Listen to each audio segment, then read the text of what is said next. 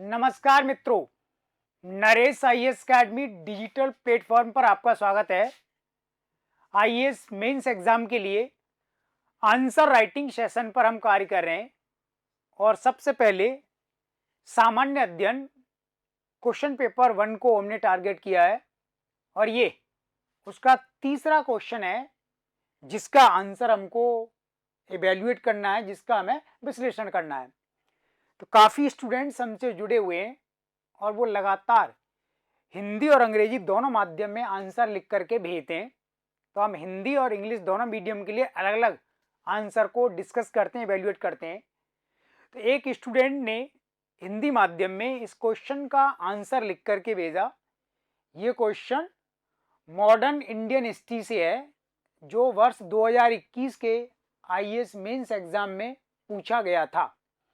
तो सबसे पहले तो हम देखेंगे कि उस स्टूडेंट ने ये आंसर लिखा है तो इसकी क्वालिटी क्या है, कितने मार्क्स उस स्टूडेंट को इस आंसर में मिलने चाहिए, और उसके बाद फिर हम इसका मूल्यांकन करेंगे और ये देखेंगे कि किस प्रकार हम मैक्सिमम मार्क्स, अधिकतम अंक इसमें प्राप्त कर सकते हैं। तो वो सभी तकनीक और रणनीति पर हम चर्चा करेंगे। जैसा कि मैं पहले वीडियोस में आपको बता चुका हूं, आईएएस मेंस एग्जाम का जीएस पेपर 1, जीएस पेपर 2 पूरी तरह से हम डिस्कस कर चुके हैं यूट्यूब चैनल पर, और यूपीएससी सिलेबस के अकॉर्डिंग कंप्लीटली डिस्कशन वहां पर है। अगर आप उसको सुन लेते हैं तो ये एक गारंटी हो जाएगी कि 90% तक आपको चीज़ें क्लियर हो जाएंगी। वहां से बहुत थोड़ा सा पार्ट उसका बचेगा, उसके लिए आप हमारे वेबसाइट पर जाकर के रिमेनिंग पार्ट को प्राप्त कर सकते हैं। ऑफलाइन क्लासेस के लिए भी आप कॉन्टैक्ट कर सकते हैं। जीएस के प्रत्येक क्वेश्चन पेपर को हम 20 डेज में कवर करते हैं।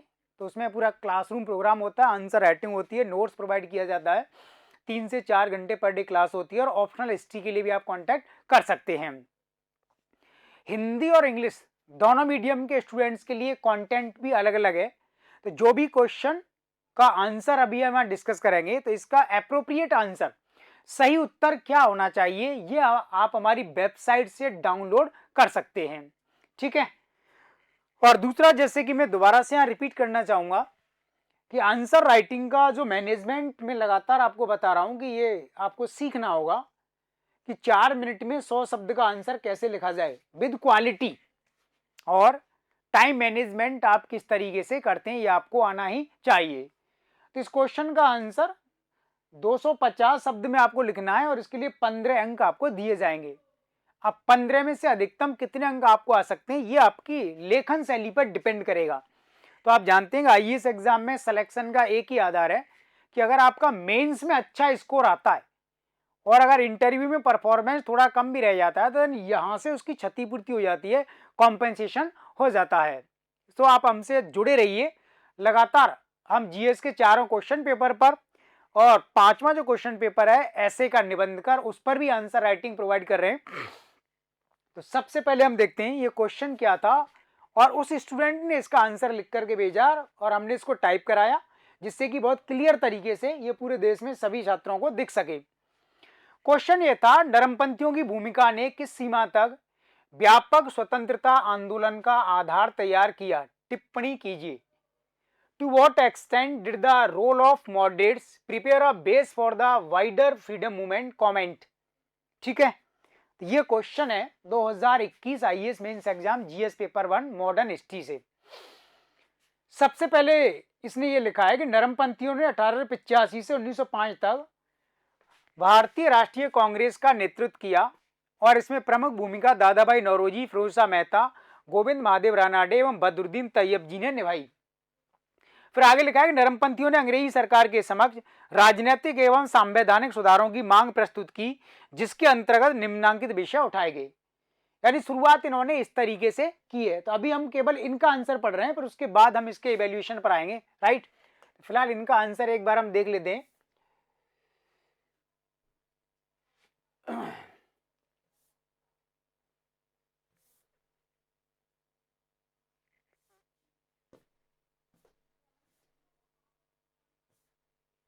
देन इसका जो सेकंड पार्ट है ये रहेगा इसका।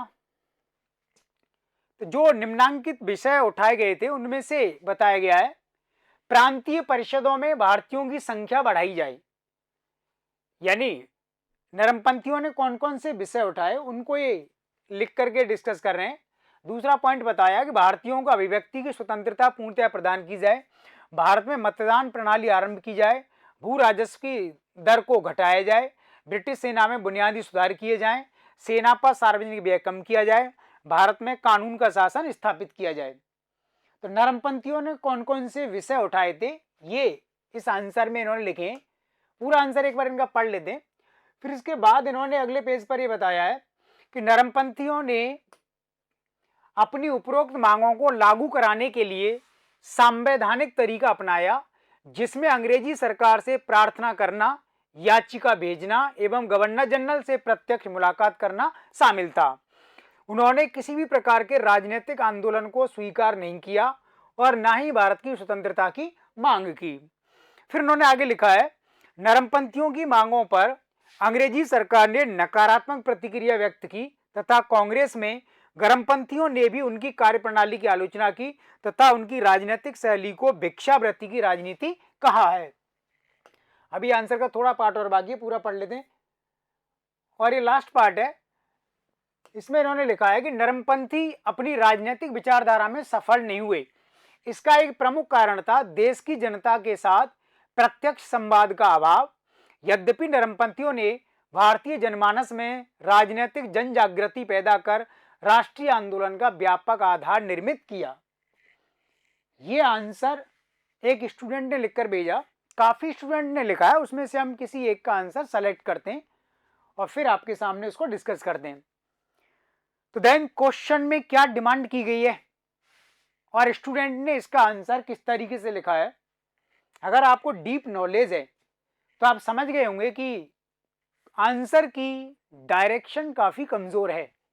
यानी क्वेश्चन में जो डिमांडिंग पार्ट है उसको सिंपली टच करने का प्रयास किया गया है, पूरी तरह से आंसर को क्वेश्चन के अनुरूप मोल्ड नहीं किया गया है, कन्वर्ट नहीं किया गया है। इसलिए इस आंसर को एक अच्छा आंसर नहीं माना जा सकता। निश्चित रूप से इस पर औसत से कम अंक आपको प्राप्त होंगे। इसलिए बहुत सारे स्टूडेंट ये दावा करते हैं कि मेंस में हमारा अच्छा परफॉर्मेंस रहा, बहुत अच्छे आंसर हमने लिखे, और बाद में जब रिजल्ट आता है मेंस का तो आपने देखा होगा बहुत सारे स्टूडेंट को कि 30% भी मार्क्स नहीं आते उनके। उसका कारण है कि वो अपने अकॉर्डिंग मूल्यांकन कर रहे हैं कि हाँ मैंने बहुत अच्छा आंसर लिखा है, लेकिन आपके आंसर का एक रिलेटिव कंपैरिजन होता है बाकी के स्टूडेंट्स के आंसर के साथ। तो ये रिलेटिव मार्किंग का एक मामला होता है कि एक एग्जामिनर के पास अगर 200 कॉपीज आती हैं तो 200 कॉपीज में जब वो आंसर को पढ़ता है तो उसे पता लग जाता है कि बेटर क्वालिटी का आंसर किस स्टूडेंट ने लिखा है, उसके आधार पर फिर बाकी के आंसर की मार्किंग करता है। तो आपको ध्यान रखना है कि पूरा गेम ये रिलेटिव मार्किंग का बना हुआ है। तो इस आंसर की क्वालिटी काफी कमजोर है। तो अब हम इसको इवेल्युएट करते हैं, हमारे अनुसार इसका आंसर क्या होना चाहिए। इस आंसर पर तो इसको 4 नंबर से ज्यादा नहीं मिलेंगे 15 में से। तो सोचिए 15 में से अगर 4 नंबर इसको मिलते हैं तो लगभग 24% की मार्किंग इसको होती है। ठीक है, 24 नहीं, 15 में से अगर 4 मार्क्स दिया गया है तो हाँ लगभग 24-25% का मार्किंग एवरेज हम इसमें मान सकते हैं। अब इसका मॉडल आंसर हम बनाते हैं। राइट, देखिए आपको कैसे आंसर लिखना है, क्योंकि आईएएस एग्जाम में सेलेक्ट अगर आपको होना है तो डेफिनेटली आपको अपनी आंसर राइटिंग पर ही काम करना पड़ेगा और कोई रास्ता इसका है नहीं।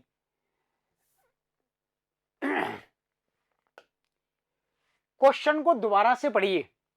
नरमपंथियों की भूमिका ने किस सीमा तक व्यापक स्वतंत्रता आंदोलन का आधार तैयार किया, टिप्पणी कीजिए। राइट, ये है क्वेश्चन।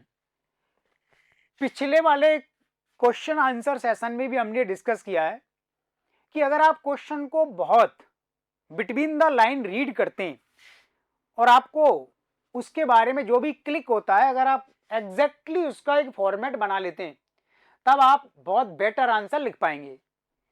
क्योंकि क्वेश्चन में जिन शब्दों का प्रयोग किया गया है अगर आप उसके अनुरूप आंसर लिखेंगे तो गारंटेड आपको हाई मार्किंग होने वाली है। जैसे इस क्वेश्चन में यूपीएससी ने यह पूछा है नरमपंथियों की भूमिका, एक पार्ट तो यह है, और दूसरा है व्यापक स्वतंत्रता आंदोलन, यानी नरमपंथियों की भूमिका और व्यापक स्वतंत्रता आंदोलन में एक संबंध पूछा गया है।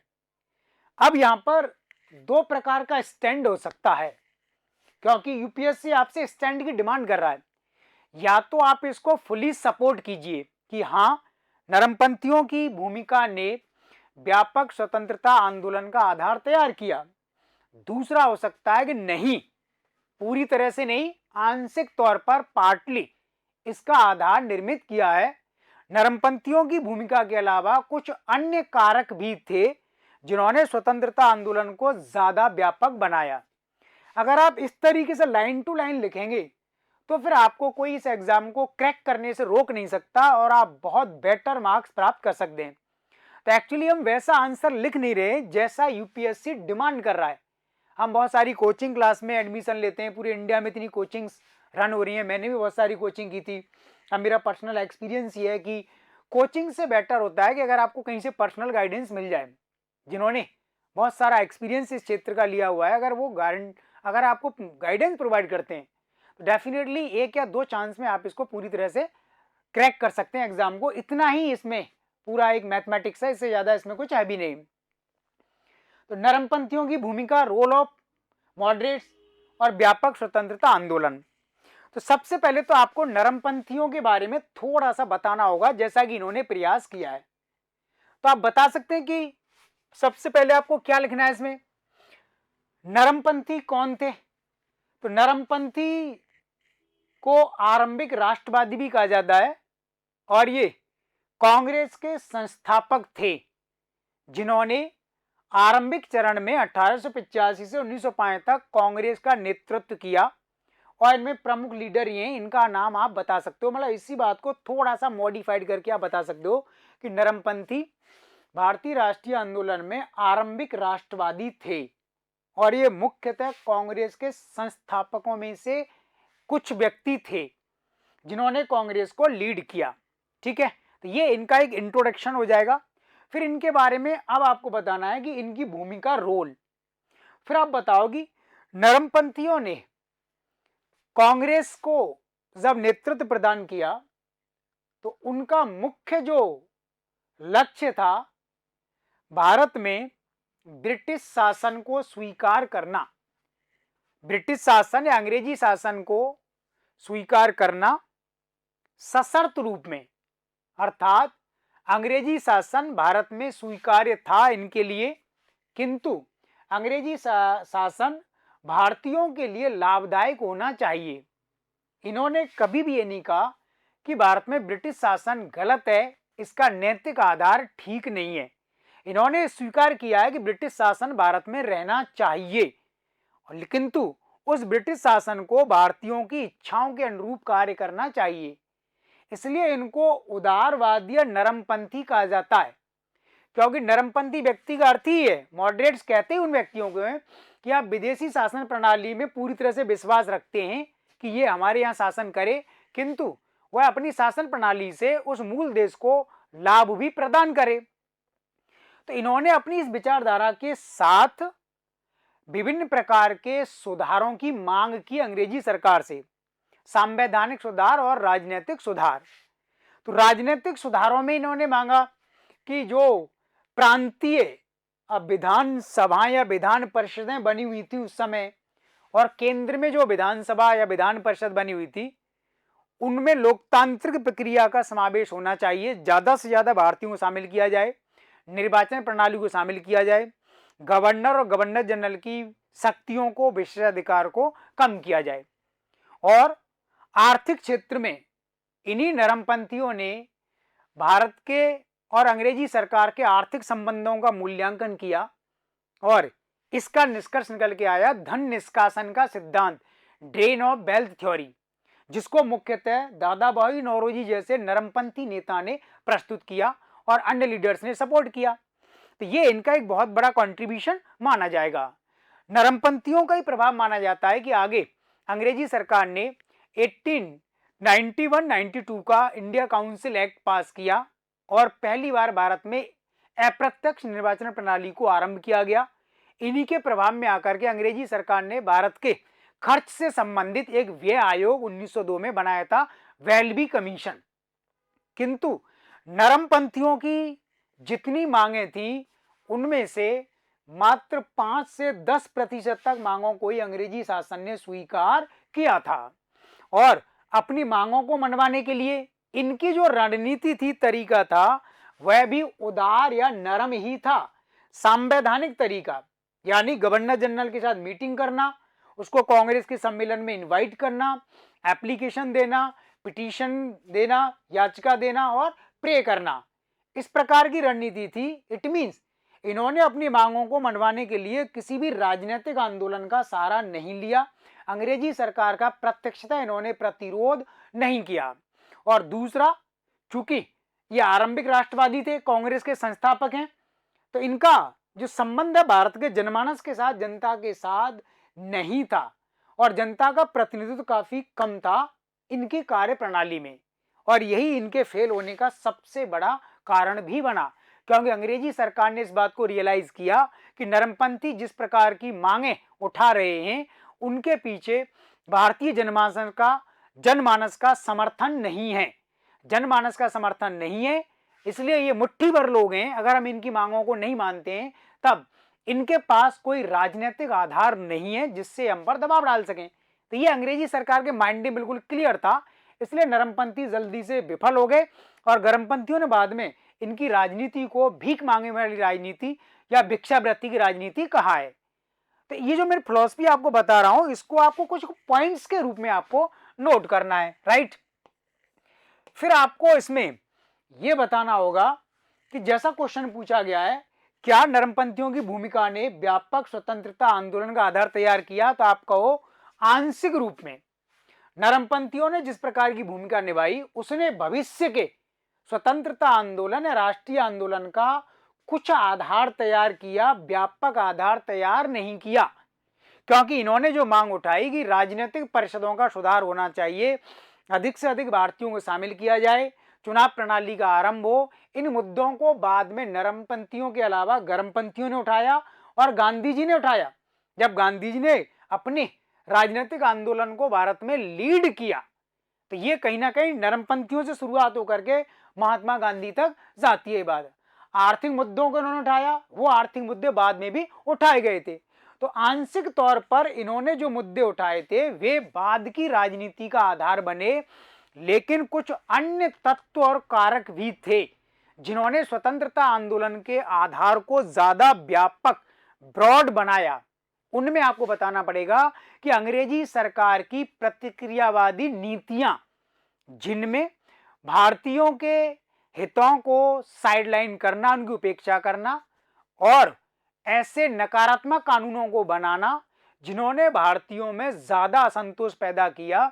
उदाहरण के लिए रॉलेट कानून 1919, यानी रॉलेट कानून 1919 ये कहीं ना कहीं स्वतंत्रता आंदोलन को ज्यादा व्यापक बनाएगा, क्योंकि इसी कानून के बाद महात्मा गांधी अब अंग्रेजी सरकार के विरुद्ध पहली बार असहयोग आंदोलन शुरू करेंगे। असहयोग आंदोलन के दौरान गांधी जी ने भारतीय जनमानस के साथ सीधा संवाद किया और यहीं से राष्ट्रीय आंदोलन एक जन आंदोलन बन गया। अर्थात अन्य कारकों में अंग्रेजी सरकार की कई नीतियां डिस्कस करनी पड़ेंगी आपको, इसलिए तो 2.5 शब्द में आंसर लिखना है। वो आपको वर्ड लिमिट भी ज्यादा दी गई है। गांधी जी की भूमिका, यानी गांधी जी एक नई विचारधारा, दर्शन लेकर के भारतीय राष्ट्रीय आंदोलन को लीड करते हैं। अहिंसात्मक आंदोलन, सत्याग्रह की राजनीति, संयम और साहस जैसे तत्वों का इसमें समावेशन किया है। एनी बेसेंट का रोल, गर्मपंथियों की भूमिका, स्वराज और स्वदेशी आंदोलन की विचारधारा, तो ये सारे पॉइंट्स ने मिलकर के इस आंदोलन को लगातार ब्रॉड किया और गांधी जी के प्रभाव के कारण देश की अधिकांश जनता और समाज के लगभग सभी वर्गों की इसमें भूमिका, महिलाओं का बढ़ता हुआ प्रतिनिधित्व इस राष्ट्रीय आंदोलन को ज्यादा व्यापक बनाने में सहायक रहा। अगर आप इस तरीके से आंसर लिखते तब एग्जामिनर को समझ में आ जाएगा कि हाँ आपकी डीप नॉलेज है, आप इसका ई सेंस समझ गए। और फिर बाद में आपको कंक्लूजन में लिखना है लास्ट में कि नरमपंथियों ने अपनी जिस भूमिका को आरंभ किया था उस भूमिका को बाद में गर्मपंथियों और राष्ट्रवादी नेता महात्मा गांधी ने न केवल बनाए रखा वरन परिस्थितियों के अनुरूप उसके सामाजिक आधार को लगातार विस्तृत किया और इसका अंततः परिणाम भारत की आजादी के रूप में हुआ। यह निष्कर्ष आपको लिखना होगा, तब आपको इसमें मार्किंग हाई हो सकती है। तो फिलहाल तो जिस स्टूडेंट ने आंसर लिखा है, हम इसे आंसर को मार्किंग करके रिटर्न करेंगे। तो मेरे अकॉर्डिंग इसको ज़्यादा से ज़्यादा आउट ऑफ 15 यानी 4 मार्क्स ही दिए जाएंगे। और मैंने जो आंसर आपको बताया है डिस्कस करके, ये आपने बाई हार्ट भी आपको ये टच किया होगा कि हाँ इसका रियल कॉन्क्रीट आंसर इस डायरेक्शन में जाना चाहिए। तो गारंटीड आप 15 में से 9, 10, 11, 12 की रेंज में आप मार्क्स प्राप्त कर सकते हैं। यानी डिपेंड करेगा कि आपकी लेखन शैली कितनी सशक्त है। तो मैं आपसे फिर से कह रहा हूं कि जितना आप पर डे पढ़ते हैं, डेली एक आंसर आपको लिखना है, कम से कम 200 शब्द का या 250 शब्द का। उस आंसर को लिखने के बाद रोजाना आपको मनन करना है, सोचना है कि मैंने जो आंसर लिखा है इसका स्टैंडर्ड, इसकी क्वालिटी किस लेवल की है। तो अपनी पढ़ाई में केवल कोचिंग करना, नोट्स बनाना, रटना, याद करना यही शामिल नहीं होना चाहिए। डेली आंसर राइटिंग आपकी स्टडी का पार्ट होना चाहिए, क्योंकि इसी के थ्रू आप इस एग्जाम को क्लियर करेंगे, अदरवाइज आपकी पूरी तैयारी निरर्थक साबित होगी। तो ये आपको ध्यान रखना, this is the key point. और दूसरा पर आपको अपने वोकल एक्सप्रेशन को लगातार इंप्रूव करना है, यानी इंटरव्यू आपको फेस करना पड़ेगा, तो वो उसका वेटेज भी बहुत ज्यादा है। अगर इन दोनों चीजों को आप साथ लेकर के चलते हैं तो डेफिनेटली आप अपने सिलेक्शन को सुनिश्चित कर सकते हैं। ठीक है, तो इस तरीके से आपको आंसर लिखने की प्रैक्टिस करनी पड़ेगी। धन्यवाद।